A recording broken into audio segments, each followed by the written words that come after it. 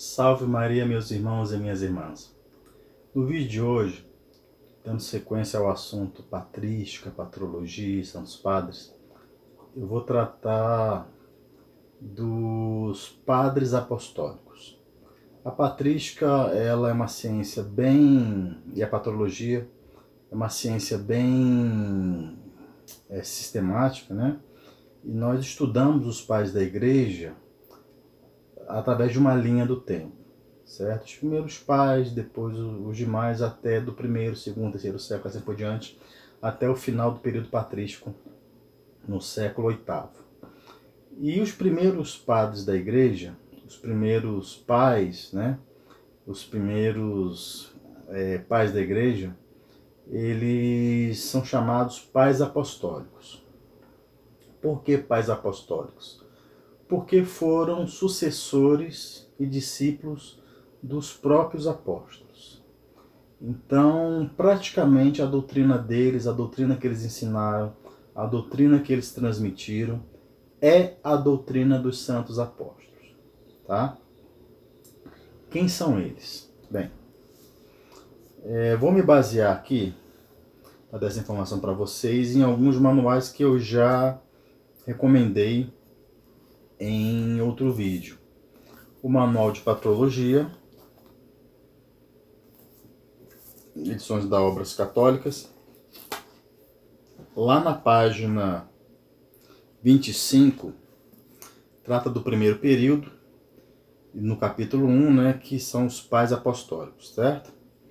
Então aqui fala o seguinte, que os padres apostólicos pelos quais começa esse trabalho são escritores ou escritos que datam do fim do primeiro século ou da primeira metade do segundo século. São os continuadores do ensino dos apóstolos, da literatura sagrada dos livros do Novo Testamento, especialmente das epístolas. Tocam com as suas mãos a origem mais longínqua da tradição cristã, porque são discípulos dos apóstolos, como nós dissemos. Como estes foram discípulos de Jesus, formando deste modo uma cadeia forte e ininterrupta da tradição, fonte teológica de inapreciável valor. Estes padres foram também os primeiros a entender e a interpretar a sublime doutrina de Jesus e a citar as passagens da Sagrada Escritura. Então essa é a importância dos padres apostólicos, pela sua proximidade com os apóstolos. Foram discípulos, né? Direto dos apóstolos. Então, não estamos falando aqui de alguém que vai interpretar a Sagrada Escritura 15 séculos depois. Estamos falando de homens que receberam a doutrina da boca de Paulo, da boca de Pedro, da boca de Tomé, da boca de Bartolomeu, da boca de Santo André, e assim por diante, tá? Então, quem são eles, certo? Bem, neste livro aqui, que eu também recomendo, Padres Apostólicos, opa, tá muito brilho aqui, Padres Apostólicos, da editora Paulus, da coleção patrística. Nesse primeiro volume você vai encontrar as obras destes homens, tá? São eles Clemente Romano, Inácio de Antioquia, Policarpo de Esmirna. O Pastor de Hermas é uma obra desse período. A Carta de Barnabé, que também é uma obra desse período. Supõe-se que esse Barnabé foi discípulo de São Paulo. E Pápias de Herápolis, né? Está aqui. Que escreveu as tradições apostólicas. Esses padres têm uma importância tremenda. O que tem nas obras deles, né? Qual a sua doutrina? Vamos lá, qual a importância da sua doutrina? A sua doutrina é importante porque já no início, já nesses pais apostólicos, nós já vemos alguns fundamentos da perene doutrina católica. Por exemplo, em Clemente Romano e Inácio de Antioquia, nós já vemos ali a presença da primazia da Igreja de Roma sobre as demais. O primado de Pedro, né? O primado de jurisdição de São Pedro, a Igreja Romana como a igreja principal. como a igreja líder, a igreja que preside toda a cristandade. Já vemos neles essa presença. Nas obras de Santo Inácio de Antioquia, né, na carta dele aos Esmirniotas, nós temos a primeira menção na história, o primeiro registro escrito da expressão Igreja Católica.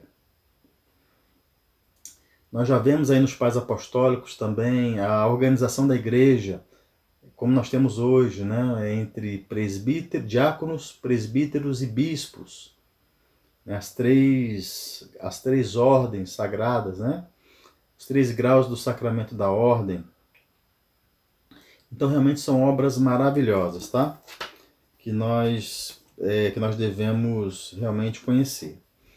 Então, para estudar o sentido e tudo mais, a patrologia, tem esses manuais que eu já indiquei, e a importância dos pais apostólicos eu já citei, e recomendo vocês começarem a lê-los por essa obra aqui, da editora Paulus, patrística, tá? Se eu não me engano, aqui também tem... Não, aqui não tem a Didaquê. Mas a Didaquê também é uma obra desse período, do período do 1º e 2º século, que é a catequese dos apóstolos, né? O autor é um autor anônimo, mas essa catequese, esse documento circulava já na cristandade lá pelo ano 90. Inclusive, a Didaquê chegou a fazer parte do Novo Testamento de algumas igrejas antigas, tá? Eu trato isso lá no meu livro, O Cânon Bíblico. E outra obra que também já esteve no cânon do Novo Testamento é a Carta de Barnabé, que está aqui,